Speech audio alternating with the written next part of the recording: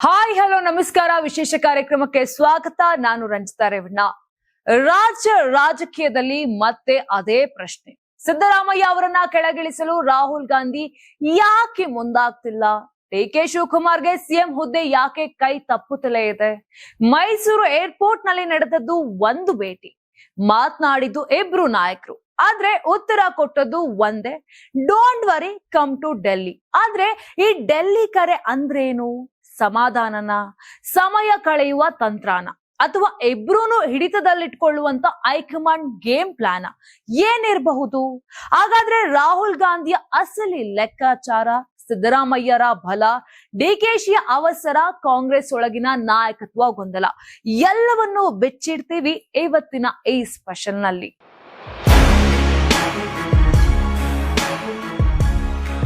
ಮೊದಲನೆಯದಾಗಿ ಎಲ್ಲರನ್ನ ಕಾಡ್ತಾ ಇರೋ ಪ್ರಶ್ನೆ ಅಂದ್ರೆ ಒಂದೇ ಒಂದು, ಸಿದ್ದರಾಮಯ್ಯ ಅವರನ್ನ ಸಿಎಂ ಪಟ್ಟದಿಂದ ಕೆಳಗಿಳಿಸೋಕೆ ರಾಹುಲ್ ಗಾಂಧಿ ಯಾಕೆ ಬಯಸ್ತಿಲ್ಲ?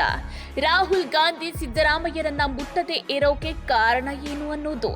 ಅದಕ್ಕೆ ಉತ್ತರ ನಾವ್ ಹೇಳ್ತೀವಿ, ಕೇಳಿ. ಉತ್ತರ ಒಂದೇ ಸಾಲಿನಲ್ಲಿ ಹೇಳ್ಬೇಕು ಅಂದ್ರೆ ಅಹಿಂದ. ಸಿದ್ದರಾಮಯ್ಯ ಅಂದ್ರೆ ಕೇವಲ ಒಬ್ಬ ಸಿಎಂ ಅಲ್ಲ, ಅವರು ಅಹಿಂದ ವರ್ಗಗಳ ಸಾಲಿಡ್ ಲೀಡರ್, ದಲಿತ, ಹಿಂದುಳಿದ ಅಲ್ಪಸಂಖ್ಯಾತರ ನಂಬಿಕೆಯ ಮುಖ, ರಾಜ್ಯದಲ್ಲಿ ಕಾಂಗ್ರೆಸ್ಗೆ ಬೇರು ಹಿಡಿಸುವ ಶಕ್ತಿ. ಇಂತಹ ನಾಯಕನನ್ನು ಮಧ್ಯದಲ್ಲಿ ಇಳಿಸಿದ್ರೆ ಏನಾಗುತ್ತೆ? ಅಹಿಂದ ವರ್ಗಗಳಲ್ಲಿ ಗೊಂದಲ, ಬಿಜೆಪಿಗೆ ಲಾಭ, 5 ರಾಜ್ಯಗಳ ಚುನಾವಣೆಗೂ ನೆಗೆಟಿವ್ ಮೆಸೇಜ್ ರವಾನೆಯಾಗುತ್ತೆ. ಅದರಲ್ಲೂ ರಾಹುಲ್ ಗಾಂಧಿ ಸ್ಪಷ್ಟವಾಗಿದ್ದಾರೆ, ಸಿದ್ದರಾಮಯ್ಯರನ್ನ ಇಳಿಸಿದ್ರೆ ಪಕ್ಷಕ್ಕೆ ಹಾನಿ. ಆದ್ರೆ ಈ ಸತ್ಯವನ್ನೇ ಡಿ.ಕೆ. ಶಿವಕುಮಾರ್ಗೆ ನೇರವಾಗಿ ಹೇಳೋ ಧೈರ್ಯ ರಾಹುಲ್ಗೆ ಇಲ್ಲ. 5 ರಾಜ್ಯಗಳ ಚುನಾವಣೆ ಸನಿಹಕ್ಕೆ ಬಂದಿರುವಾಗ ಸಿದ್ದರಾಮಯ್ಯ ಅವರನ್ನು ಮುಟ್ಟುವುದು ಸರಿಯಲ್ಲ ಎಂಬ ನಿಲುವಿಗೆ ಬಂದಿದ್ದಾರೆ. ಇದೀಗ ರಾಜಕೀಯದ ಇನ್ನೊಂದು ಲೆಕ್ಕಾಚಾರ. ರಾಜ್ಯ ಬಜೆಟ್ ಹತ್ತಿರ, 5 ರಾಜ್ಯಗಳ ಚುನಾವಣೆ ಸನಿಹ, ಲೋಕಸಭೆ ಚುನಾವಣೆಯ ಹಿನ್ನೆಲೆ. ಈ ಸಮಯದಲ್ಲಿ ನಾಯಕತ್ವ ಬದಲಾವಣೆ ಅಂದ್ರೆ ಆಡಳಿತ ಗೊಂದಲ, ವಿರೋಧ ಪಕ್ಷಗಳಿಗೆ ಅಸ್ತ್ರ, ರಾಷ್ಟ್ರ ರಾಜಕೀಯಕ್ಕೆ ಹೊಡೆತ. ಅದಕ್ಕಾಗಿಯೇ ರಾಹುಲ್ ಗಾಂಧಿ ತೀರ್ಮಾನಿಸಿದ್ದಾರೆ, ಈ ಹೊತ್ತಲ್ಲಿ ಸಿದ್ದರಾಮಯ್ಯರನ್ನ ಮುಟ್ಟೋದು ಸರಿಯಲ್ಲ. ಹೀಗಾಗಿ ಡಿಕೆಶಿಯ ಬೇಡಿಕೆಗೆ ನೇರವಾಗಿ ಹೂನೂ ಇಲ್ಲ, ಊಹೂನೂ ಇಲ್ಲ.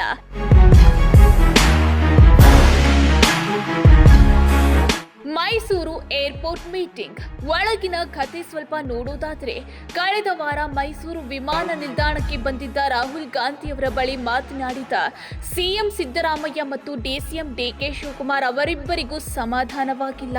ಕಾರಣ, ತಮ್ಮ ತಮ್ಮ ಮನದಾಳವನ್ನ ತೋಡಿಕೊಂಡ ಈ ಇಬ್ಬರು ನಾಯಕರಿಗೆ ರಾಹುಲ್ ಗಾಂಧಿಯವರು don't worry, come to Delhi ಅಂತ ಹೇಳಿದ್ದಾರೆ. ಇಬ್ಬರಿಗೂ ಸಮಾಧಾನ ಇಲ್ಲ, ಇಬ್ಬರಿಗೂ ಸ್ಪಷ್ಟ ಉತ್ತರ ಇಲ್ಲ. ಅಂದ್ರೆ ಸ್ಪಷ್ಟ ಏನು? ಇಬ್ಬರ ಇಚ್ಛೆಯು ಈಗಲೇ ಈಡೇರುವುದಿಲ್ಲ. ಅಂದಹಾಗೆ ಸಿಎಂ ಸಿದ್ದರಾಮಯ್ಯ ಮತ್ತು ಡಿಸಿಎಂ ಡಿ.ಕೆ. ಶಿವಕುಮಾರ್ ಅವರ ಮನಸ್ಸಿನಲ್ಲಿ ಏನಿದೆ ಎಂಬುದು ರಹಸ್ಯವೇನಲ್ಲ. ಈ ಪೈಕಿ ಸಿದ್ದರಾಮಯ್ಯ ಅವರು ತಮ್ಮ ಸಂಪುಟವನ್ನ ಪುನಾರಚಿಸಲು ಬಯಸಿದ್ರೆ ಅದಕ್ಕಿಂತ ಮುಂಚೆ ತಮಗೆ ಸಿಎಂ ಪಟ್ಟ ಸಿಗಬೇಕು ಅಂತ ಡಿ.ಕೆ. ಶಿವಕುಮಾರ್ ಬಯಸಿದ್ದಾರೆ. ಆದ್ರೆ ಸಿದ್ದರಾಮಯ್ಯ ಅವರನ್ನು ಬಲವಂತವಾಗಿ ಕೆಳಗಿಳಿಸಲು ತಯಾರಿಲ್ಲದ ರಾಹುಲ್ ಗಾಂಧಿ ಅದೇ ಕಾಲಕ್ಕೆ ಡಿಕೆಶಿ ಇಚ್ಛೆಗೆ ವಿರುದ್ಧವಾಗಿ ಸಂಪುಟ ಪುನಾರಚನೆಗೂ ಅವಕಾಶ ಕೊಡ್ತಿಲ್ಲ. ಸಿದ್ದರಾಮಯ್ಯರಿಗೆ ಬೇಕಿರೋದು ಏನು? ಸಂಪುಟ ಪುನಾರಚನೆ, ತಮ್ಮ ಹಿಡಿತ ಗಟ್ಟಿಯನ್ನು ಮೆಸೇಜ್. ಅದಕ್ಕಾಗಿಯೇ ರಾಹುಲ್ ಗಾಂಧಿಗೆ ಪಟ್ಟಿ ಕಳುಹಿಸಿದ್ದಾರೆ. 16 ಮಂದಿಯನ್ನ ಕೈ ಬಿಡಲು ರೆಡಿ, 18 ಮಂದಿಯನ್ನ ಹೊಸದಾಗಿ ಸೇರಿಸಲು ಹೊಸ ಪ್ಲಾನ್.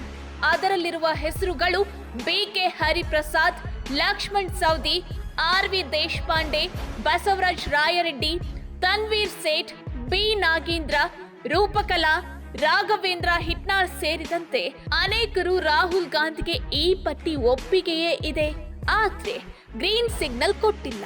ಕಾರಣ, ಸಂಪುಟ ಪುನಾರಚನೆ ಆದ್ರೆ ಡಿಕೆಶಿ ಮುನಿಸಿಕೊಳ್ತಾರೆ. ಸಿದ್ದರಾಮಯ್ಯ ಅವರನ್ನು ಬಲವಂತವಾಗಿ ಇಳಿಸುವ ಬದಲು ಮನವೊಲಿಸಿ ಇಳಿಸೋಣ ಅಂತ ಹಲವು ನಾಯಕರ ಮೂಲಕ ಡಿ.ಕೆ. ಶಿವಕುಮಾರ್ ಅವರಿಗೆ ಮೆಸೇಜ್ ರವಾನಿಸುತ್ತಲೇ ಇದ್ದಾರೆ. ಆದ್ರೆ ಇಂಥ ಮೆಸೇಜ್ಗಳನ್ನ ಸ್ವೀಕರಿಸಲು ಕನ್ವಿನ್ಸ್ ಆಗಲು ರೆಡಿ ಇಲ್ಲದ ಡಿಕೆ ಶಿವಕುಮಾರ್ ಅವರು ಕಳೆದ ವಾರ ರಾಹುಲ್ ಗಾಂಧಿ ಮೈಸೂರಿಗೆ ಬಂದಿಳಿದಾಗ ನೇರವಾಗಿಯೇ ವಿಷಯ ಪ್ರಸ್ತಾಪಿಸಿದ್ದಾರೆ. ಡಿಕೆ ಶಿವಕುಮಾರ್ ಪದೇ ಪದೇ ಡೆಲ್ಲಿಗೆ ಹೋಗ್ತಿದ್ದಾರೆ, ಆದ್ರೆ ಏನು ವರ್ಕೌಟ್ ಆಗ್ತಿಲ್ಲ. ಯಾಕೆ? ಹೈಕಮಾಂಡ್ ಸ್ಪಷ್ಟ ನಿರ್ಧಾರ ತೆಗೆದುಕೊಳ್ತಿಲ್ಲ. ಸಿದ್ದರಾಮಯ್ಯರನ್ನ ಬಲವಂತವಾಗಿ ಇಳಿಸಲು ರೆಡಿ ಇಲ್ಲ. ಡಿಕೆಶಿಗೆ ಕೂಡ ನೇರ ನಿರಾಕರಣೆ ಇಲ್ಲ. ಅದರಲ್ಲೇ ಹೈಕಮಾಂಡ್ ಬಳಸೋ ಒಂದೇ ಮಂತ್ರ, don't worry, come to Delhi ಅನ್ನೋದು. ರಾಜ್ಯ ರಾಜಕೀಯದಲ್ಲಿ ಮತ್ತೊಂದು ಕಡೆ ಮತ್ತೆ ಒಂದು ದೊಡ್ಡ ಪ್ರಶ್ನೆ ಎದ್ದು ನಿಂತಿದೆ. ಈಶ್ವರಪ್ಪ ಎಂಟ್ರಿ ಯಾವಾಗ? ಉಚ್ಚಾಟಿತ ನಾಯಕ ವಾಪಸ್ ಬರುವುದು ಯಾವಾಗ? ಬಿಜೆಪಿ ಒಳಗೆ ಮತ್ತೆ ಹಿರಿಯರ ರಾಜಕೀಯ ಶುರುವಾಗ್ತಿದೆಯಾ? ಒಂದು ಕಡೆ ಕಾರ್ಯಕರ್ತರ ಒತ್ತಡ, ಸಂಘ ಪರಿವಾರದ ಸಂದೇಶ, ರಾಷ್ಟ್ರೀಯ ಮಟ್ಟದ ಚರ್ಚೆ. ಇನ್ನೊಂದು ಕಡೆ ವಿಜಯೇಂದ್ರಿಗೆ ನೀಡಲಾದ ಗೌಪ್ಯ ಮಂತ್ರ. ಹಿರಿಯರನ್ನು ದೂರ ಇಟ್ರೆ ಆಗುವ ಅಪಾಯ. ಕೋಗಿಲು ಕ್ರಾಸ್ ಎಪಿಸೋಡ್ನಿಂದ ಕಂಗಾಲಾದ ಹೈಕಮಾಂಡ್. ಇವೆಲ್ಲವನ್ನು ಒಟ್ಟಿಗೆ ಜೋಡಿಸಿದ್ರೆ ಬಿಜೆಪಿ ಒಳಗೆ ಏನ್ ಕುದೀತಿದೆ, ಮುಂದಿನ ದಿನಗಳಲ್ಲಿ ಯಾವ ಎಂಟ್ರಿಗಳು ಸಾಧ್ಯ ಅನ್ನೋದು ರಾಜಕೀಯ ಅಖಾಡ ಕಾಯ್ತಾ ಇದೆ. ಹಿರಿಯ ನಾಯಕ, ಒಮ್ಮೆ ರಾಜ್ಯ ಬಿಜೆಪಿ ಅಧ್ಯಕ್ಷ, ಉಪಮುಖ್ಯಮಂತ್ರಿ, ಸಂಘ ಪರಿವಾರದ ಹಾರ್ಡ್ ಕೋರ್ ಮುಖ ಕೆಎಸ್ ಈಶ್ವರಪ್ಪ. ಒಂದು ಕಾಲದಲ್ಲಿ ಪಕ್ಷ ಒಂದು ಕುಟುಂಬದ ಕೈಯಲ್ಲಿ ಇದೆ ಅಂತ ಅಬ್ಬರಿಸಿದವರು. ಶಿವಮೊಗ್ಗ ಲೋಕಸಭೆಯಲ್ಲಿ ಪಕ್ಷದ ಅಧಿಕೃತ ಅಭ್ಯರ್ಥಿ ಬಿವೈ ರಾಘವೇಂದ್ರ ವಿರುದ್ಧ ಸ್ಪರ್ಧಿಸಿದವರು.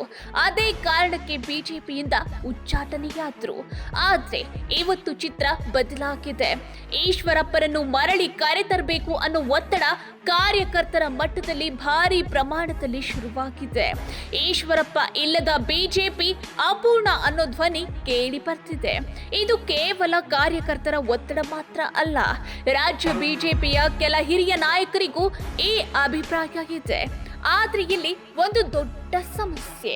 ಈಶ್ವರಪ್ಪರನ್ನು ಮರಳಿ ಕರೆತರಬೇಕಾದ್ರೆ ಯಾರಾದ್ರೂ ಮುಂದೆ ನುಗ್ಗಬೇಕು. ರಾಷ್ಟ್ರೀಯ ನಾಯಕರ ಗಮನಕ್ಕೆ ಈ ಅನಿವಾರ್ಯತೆ ತರುವವರು ಬೇಕು. ಈ ಹಿಂದೆ ಏನಾಗಿತ್ತು? ಯಡಿಯೂರಪ್ಪ ಪಕ್ಷದಿಂದ ಹೊರಬಂದಾಗ ಅವರನ್ನು ವಾಪಸ್ ಕರೆತರಬೇಕು ಅಂತ ಇದೇ ಈಶ್ವರಪ್ಪ ಅವರು ಹೈಕಮಾಂಡ್ ಬಳಿ ವಾದಿಸಿದ್ರು. ರಾಜ್ಯದ ಇನ್ನೂ ಕೆಲ ನಾಯಕರು ಸಾಥ್ ಕೊಟ್ಟಿದ್ರು. ಫಲಿತಾಂಶ ಯಡಿಯೂರಪ್ಪ ವಾಪಸ್ಸು, ಬಿಜೆಪಿ ಮತ್ತೆ ಸ್ಟ್ರಾಂಗು. ಆದ್ರೆ ಇವತ್ತು ಪಾತ್ರ ಬದಲಾಗಿದೆ. ಅಂತೂ ಯಡಿಯೂರಪ್ಪ ಇದ್ದ ಜಾಗದಲ್ಲಿ ಇವತ್ತು ಈಶ್ವರಪ್ಪ. ಪ್ರಶ್ನೆ ಏನು? ಈಗ ಈಶ್ವರಪ್ಪನ ಪರವಾಗಿ ಯಾರು ನಿಲ್ತಾರೆ ಅನ್ನೋದು. ಒಂದು ವೇಳೆ ಯಡಿಯೂರಪ್ಪ ಮುನಿಸು ಮರೆತು ಈಶ್ವರಪ್ಪರನ್ನ ಕರೆತರಲು ಮುಂದಾದ್ರೆ ಬಿಜೆಪಿಗೆ ಅದು ದೊಡ್ಡ ಬಲ. ಆದ್ರೆ ಅವರು ಹಾಗೆ ಮಾಡುವ ಸಾಧ್ಯತೆ ಎಷ್ಟು? ಈ ಪ್ರಶ್ನೆ ಈಗ ರಾಜಕೀಯ ವಲಯದಲ್ಲಿ ದೊಡ್ಡ ಚರ್ಚೆ. ಯಾಕಂದ್ರೆ ವೈಯಕ್ತಿಕ ರಾಜಕೀಯ, ಕುಟುಂಬದ ರಾಜಕೀಯ, ಉತ್ತರಾಧಿಕಾರದ ಪ್ರಶ್ನೆ, ಇವೆಲ್ಲದರ ನಡುವೆ ಯಡಿಯೂರಪ್ಪ ಮೌನವಾಗಿರುವುದು ಕೂಡ ಒಂದು ಸಂದೇಶ ಅನ್ನೋ ಮಾತು ಕೇಳಿ ಬರ್ತಿದೆ. ಒಂದು ಮಾತು ಸ್ಪಷ್ಟ, ಬಿಜೆಪಿಯಲ್ಲಿ ಎಷ್ಟೇ ನಾಯಕರು ಇದ್ರು ಪಕ್ಷದ ಸಿದ್ಧಾಂತಗಳನ್ನು ಈಶ್ವರಪ್ಪರಷ್ಟು ಗಟ್ಟಿಯಾಗಿ ಪ್ರತಿಪಾದಿಸುವವರು ಕಡಿಮೆ. ಇದು ಸಂಘ ಪರಿವಾರದ ನಾಯಕರಿಗೂ ಗೊತ್ತು. ಆರ್ಎಸ್ಎಸ್ ಮಟ್ಟದಲ್ಲೂ ಚರ್ಚೆಯಾಗ್ತಿದೆ. ಅದರಲ್ಲೇ ರಾಜ್ಯದ ಕೆಲ ನಾಯಕರು ಆರ್ಎಸ್ಎಸ್ ನಂಬರ್ 2 ನಾಯಕ ದತ್ತಾತ್ರೇಯ ಹೊಸಬಾಳೆ ಅವರ ಬಳಿ ಹೋಗಿದ್ದಾರೆ. ಅವರ ಉತ್ತರ ಏನು? ಎಲ್ಲ ಸರಿಯಾಗುತ್ತದೆ, ಈಶ್ವರಪ್ಪ ಮರಳಿ ಪಕ್ಷಕ್ಕೆ ಬರ್ತಾರೆ, ಸಮಾಧಾನದಿಂದಿರಿ ಅಂದ್ರೆ ಬಾಗಿಲು ಇನ್ನೂ ಮುಚ್ಚಿಲ್ಲ, ಕೇವಲ ಸಮಯ ಬೇಕು ಅನ್ನೋದು. ಇನ್ನೊಂದು ಕಡೆ ಬಿಜೆಪಿ ರಾಜ್ಯಾಧ್ಯಕ್ಷ ಬಿವೈ ವಿಜಯೇಂದ್ರ ಇವರ ಜೊತೆಗೆ ಮಾಜಿ ಸಿಎಂ ಸದಾನಂದ ಗೌಡರ ರಹಸ್ಯ ಸಭೆ. ಅಲ್ಲಿ ಕೊಟ್ಟ ಮಂತ್ರ ಏನು? ಬರೀ ಯುವಕರಿಂದ ಯುದ್ಧ ಗೆಲ್ಲಲಾಗಲ್ಲ, ಹಿರಿಯರ ಪಡೆಯಬೇಕು. ಅನುಭವ ಇಲ್ಲದ ಉತ್ಸಾಹ ಅಪಾಯಕಾರಿಯಾಗಿದೆ ಅನ್ನೋದು ಸದಾನಂದ ಗೌಡರ ಮಾತು ನೇರ. ಹಿರಿಯರನ್ನು ಜೊತೆಗಿಟ್ಟುಕೊಳ್ಳದಿದ್ರೆ ಕಷ್ಟಪಡ್ತೀರಿ. ಈ ಮಾತು ವಿಜಯೇಂದ್ರ ಕೇಳಿದ್ದಾರೆ, ಅರ್ಥ ಮಾಡಿಕೊಂಡಿದ್ದಾರಾ ಅಥವಾ ಸಮಯ ಬಂದಾಗ ಮಾತ್ರ ಅರ್ಥವಾಗುತ್ತಾ? ಇದೇ ಈಗ ಬಿಜೆಪಿ ಒಳಗೆ ದೊಡ್ಡ ಕುತೂಹಲ. ಬೆಂಗಳೂರಿನ ಕೋಗಿಲು ಕ್ರಾಸ್ ಬಳಿ ಸರ್ಕಾರಿ ಜಾಗದಲ್ಲಿ ಅಕ್ರಮ ಲೇಔಟ್. ಅಲ್ಲಿ ಏನಾಯ್ತು? ಹಲವರು ಸೆಟಲ್ ಆದ್ರು, ಬಾಂಗ್ಲಾದ ನುಸುಳುಕೋರರು ಇದ್ರು. ಶಾಕಿಂಗ್ ಅಂದ್ರೆ ಈ ಅಕ್ರಮ ಲೇಔಟ್ ಹಿಂದೆ ಸರ್ಕಾರದಲ್ಲಿರುವ ಪ್ರಭಾವಿ ನಾಯಕರೊಬ್ಬರ ಸಹೋದರ. ಇದು ದೊಡ್ಡ ರಾಜಕೀಯ ಅಸ್ತ್ರವಾಗಬಹುದಿತ್ತು. ಆ ನಾಯಕರ ರಾಜೀನಾಮೆಗೆ ಒತ್ತಾಯಿಸಬಹುದಿತ್ತು, ಸರ್ಕಾರವನ್ನ ಮುಗ್ಗರಿಸಬಹುದಿತ್ತು. ಆದ್ರೆ ಬಿಜೆಪಿ ರಾಜ್ಯ ನಾಯಕರು ಮೌನ, ವಿಚಾರವನ್ನೇ ಫಾಲೋ ಅಪ್ ಮಾಡಲಿಲ್ಲ. ಇದರಿಂದ ಬಿಜೆಪಿ ಹೈಕಮಾಂಡ್ ಕೋಪಗೊಂಡಿದೆ.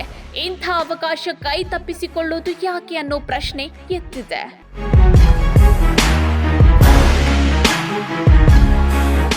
ಒಟ್ನಲ್ಲಿ ಒಂದ್ ಕಡೆ ನೋಡಿದ್ರೆ ಇಡೀ ಕಥೆಯ ಸಾರ ಏನು? ಸಿದ್ದರಾಮಯ್ಯ ಇಳಿಯಲ್ಲ, ಡಿಕೆ ಶಿವಕುಮಾರ್ ಏರಲ್ಲ, ಸಂಪುಟ ಪುನರಚನೆ ಕೂಡ ಇಲ್ಲ. ರಾಹುಲ್ ಗಾಂಧಿಯ ತಂತ್ರ ಏನು? ಇಬ್ಬರನ್ನು ಸಮತೋಲನದಲ್ಲಿ ಇಟ್ಕೊಳ್ಳೋದು, ಸಮಯ ಕಳೆಯೋದು. ಆದ್ರೆ ಪ್ರಶ್ನೆ ಏನ್ ಗೊತ್ತಾ? ಈ ಗೊಂದಲ ಎಷ್ಟು ದಿನ? ಕಾರ್ಯಕರ್ತರಲ್ಲಿ ಏನ್ ಮೆಸೇಜು? ಸರ್ಕಾರದ ಇಮೇಜ್ಗೆ ಏನು ಪರಿಣಾಮ? ಒಂದು ಮಾತು ಮಾತ್ರ ಸ್ಪಷ್ಟ, ಕಾಂಗ್ರೆಸ್ ಒಳಗಿನ ನಾಯಕತ್ವದ ಗೊಂದಲ ಇನ್ನೂ ಕೂಡ ಮುಗಿದಿಲ್ಲ. ಡೆಲ್ಲಿ ಕರೆ ಮುಂದುವರಿತಾ ಇದೆ, ಆದ್ರೆ ತೀರ್ಮಾನ ಇನ್ನೂ ಕೂಡ ದೂರ ಇದೆ. ಮತ್ತೊಂದ್ ಕಡೆ ಈಶ್ವರಪ್ಪ ಮರಳಿ ಬರೋದಕ್ಕೆ ನೆಲ ಸಿದ್ಧವಾಗ್ತಾ ಇದೆ. ಹಿರಿಯರ ಅಗತ್ಯ ಮತ್ತೆ ನೆನಪಾಗ್ತಾ ಇದೆ. ವಿಜಯೇಂದ್ರ ಮುಂದೆ ಕಠಿಣ ದಿನಗಳು. ಹೈಕಮಾಂಡ್ ರಾಜ್ಯ ನಾಯಕರ ಮೇಲೆ ಅಸಮಾಧಾನ. ಪ್ರಶ್ನೆ ಒಂದೇ, ಈಶ್ವರಪ್ಪನ ಎಂಟ್ರಿ ಯಾವಾಗ? ಇದಕ್ಕೆ ಉತ್ತರ ಸಮಯದ ಕೈಯಲ್ಲಿದೆ, ಹೈಕಮಾಂಡ್ ತೀರ್ಮಾನದಲ್ಲಿದೆ.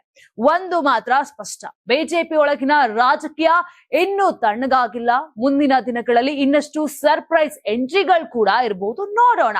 ಈ ರಾಜಕೀಯ ಚೆಕ್ಮೇಟ್ ನಲ್ಲಿ ಕೊನೆಗೆ ಗೆಲ್ಲೋದು ಯಾರು ಅಂತ ನೀವು ಕಮೆಂಟ್ ಮಾಡಿ ತಿಳಿಸಿ. ನೀವು ಸಣ್ಣ ಆಗ್ಬೇಕಲ್ವಾ? ಅದು ಒಂದು ಉತ್ತಮ ಆಹಾರದಿಂದ ಸಣ್ಣ ಆಗ್ಬೇಕಲ್ವಾ? ಪ್ರತಿದಿನ ನಮ್ಮ ಜೀನಿ ಸ್ಲಿಮ್ ನ ಯೂಸ್ ಮಾಡಿ ಯಾವುದೇ ಸೈಡ್ ಎಫೆಕ್ಟ್ ಇಲ್ದಂಗೆ ನೀವು ಸಣ್ಣ ಆಗ್ತೀರಾ.